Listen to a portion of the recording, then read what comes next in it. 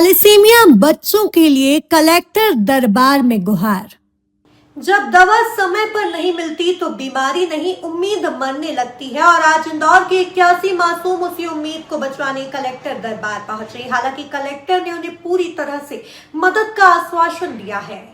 मामला इंदौर के खजराना क्षेत्र स्थित थैलेसीमिया सेंटर से जुड़ा है। खजराना गणेश मंदिर परिसर में संचालित इस सेंटर में 81 बच्चे रजिस्टर्ड हैं, जिन्हें हर महीने थैलेसीमिया की महंगी दवाएं दी जाती हैं। इन दवाओं की कीमत 30 से 40 हजार रुपए तक होती है। परिजनों का आरोप है कि पिछले 2 वर्षों से दवाइयों की आपूर्ति नियमित नहीं हो रही। कई बार महीनों तक स्टॉक खत्म रहता है। थैलेसीमिया एक गंभीर रोग है। दवा नहीं मिलने से बच्चों का आयरन लेवल खतरनाक स्तर तक पहुंच रहा है। मंगलवार को कलेक्टर कार्यालय में आयोजित जन सुनवाई में बड़ी संख्या में परिजन पहुंचे और गुहार लगाई। कलेक्टर शिवम वर्मा ने मामले को गंभीरता से लेते हुए आश्वासन दिया है कि आगे से दवाओं की आपूर्ति में कोई बाधा नहीं आने दी जाएगी। ब्यूरो रिपोर्ट, सोच 360+ इंदौर। हम कलेक्टर कार्यालय आए थे, मुलाकात करिए, बताइए। हम लोग कलेक्टर साहब से थैलेसीमिया के बच्चों के लिए मिलने आए थे, जिनको दवाइयाँ बहुत समय से उपलब्ध नहीं हो पा रही है। कलेक्टर साहब ने बहुत संवेदनशीलता से हमारा सुना और हमारा निराकरण करके दिया। हम लोग बहुत खुश हैं।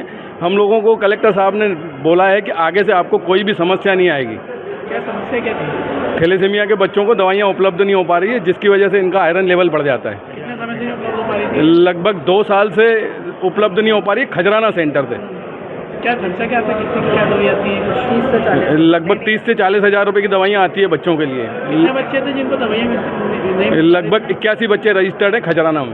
क्या कहना चाहोगे? कलेक्टर साहब बहुत अच्छे हैं और बहुत अच्छे से उन्होंने हम लोगों को सुना और सब बच्चों के साथ बहुत अच्छे से उन्होंने व्यवहार किया।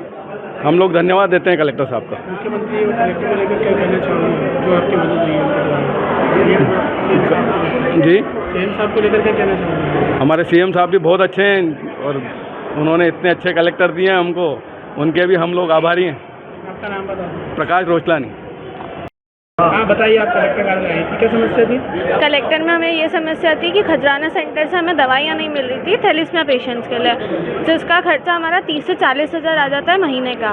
और एक इंजेक्शन हमारी बहुत इंपॉर्टेंट है, जो नहीं मिलती है तो बच्चों के बहुत ऑर्गन्स में इकट्ठा हो जाता है और वो उनकी डेथ भी हो जाती है। कोई भरोसा नहीं रहता कभी किसी का। क्या कितने का आता है इंजेक्शन से अगर बात की जाए?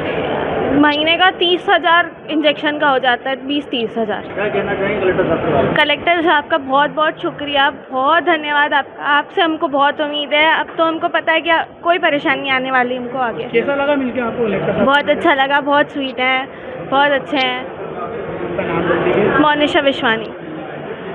थैलेसीमिया से पीड़ित बच्चे आए थे। उनका कहना है खजराना गणेश मंदिर में जो दवाई निःशुल्क उपलब्ध होती थी वो बंद हो गई। नहीं, खजराना मंदिर में जो थैलेसीमिया की दवा होती थी उसमें शायद जो उनके ऑर्डर थे उसमें कुछ विलम्ब हुआ था और आज सभी जो बच्चे थे और उनके बालक सब लोग आए थे यहाँ पे बात करने के लिए।